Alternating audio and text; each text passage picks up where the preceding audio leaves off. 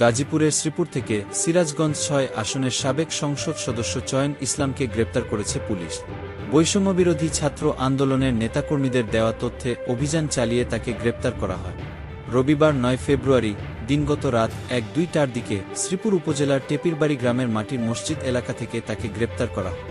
গাজীপুরের শ্রীপুর উপজেলার টেপিরবাড়ি গ্রামের মাটির মসজিদ এলাকার মরহুম খায়রুল ইসলাম মিলনের মালিকানাধীন ভবনের এক ফ্ল্যাটে দীর্ঘদিন আত্মগোপনে ছিলেন চয়ন ইসলাম। বৈষম্যবিরোধী ছাত্র আন্দোলনের নেতাদের মাধ্যমে খবর পেয়ে রাত ১:৩০টার পর ওই বহুতল বাড়ি ঘেরাও করে পুলিশ।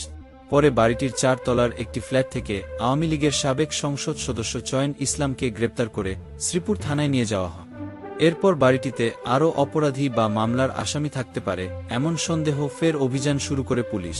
ঘটনার সত্যতা স্বীকার করে গাজীপুরের শ্রীপুর থানার ভারপ্রাপ্ত কর্মকর্তা ওসি মোহাম্মদ জয়নাল আবেদিন মণ্ডল বলেন, এ বিষয়ে বিস্তারিত পরে জানানো হবে।